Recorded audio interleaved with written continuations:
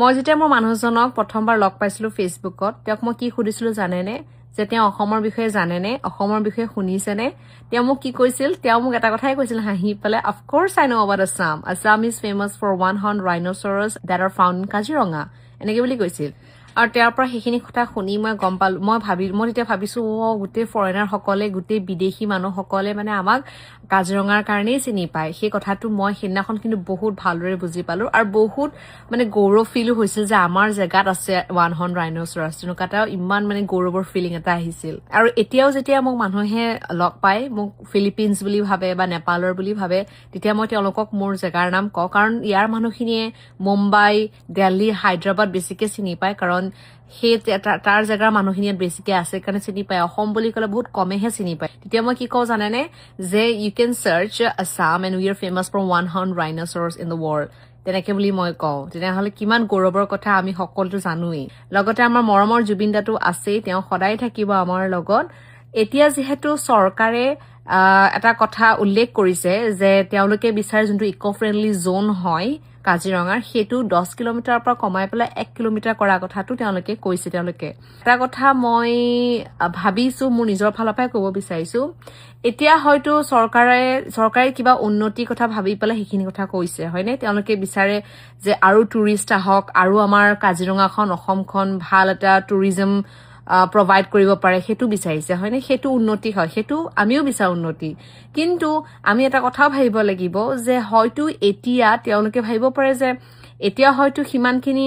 population animal যোনটো কাজিৰঙাৰ জীৱ-জন্তুৰ যোনটো পপুলেশ্যন সেইটো হয়তো কেতিয়াবা মাজতে বাঢ়ি যায় কেতিয়াবা কমি যায় এনেকুৱা হয় হয়তো নেক্সট আৰু 10-15 বছৰ হয়তো আৰু বহুত বাঢ়িও যাব পাৰে সেইটো ক্ষেত্ৰত যদি তেওঁলোকে এতিয়াই যদি সেই যিমান জেগাবোৰ আছে এতিয়াই যদি গোটেই আবদ্ধ কৰি দিয়ে বা এতিয়াই যদি ডেভেলপমেণ্ট কিবা হোটেল বনাই যিকোনো বস্তু যদি এতিয়াই বনাই দিয়ে তো যেতিয়া তেওঁলোকক জেগা লাগিব এনিমেলছক যেতিয়া সেইখিনি জেগাৰ প্ৰয়োজন হ'ব তেতিয়া কি হ'ব কওকচোন তেতিয়াতো সেই জেগাটো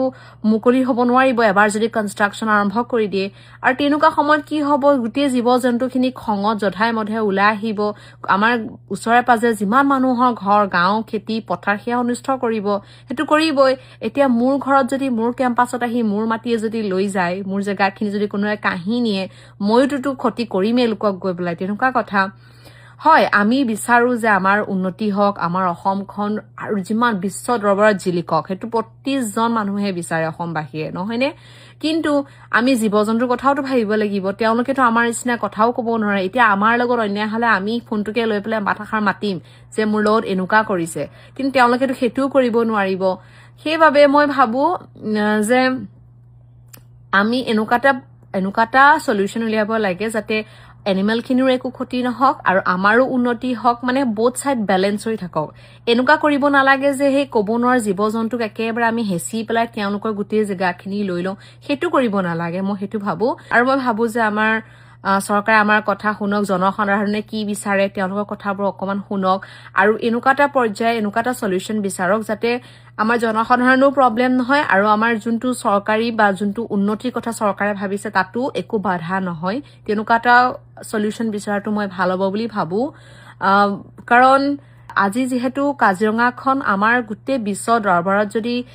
ৰিপ্ৰেজেন্ট হৈছে সেয়া হৈছে একমাত্ৰ গড়ৰ বাবে নহয়নে তেওঁলোকক এতিয়া আমি যিমান পাৰো আৰু বেছিকে সেই ফেচিলিটিটো দি পেলাই তেওঁলোকৰ পপুলেশ্যনটো আৰু বেছি বহুৱাৰহে চিষ্টেম কৰিব লাগে সেইটোহে আমি বেছিকে ভাবিব লাগে বুলি মই ভাবো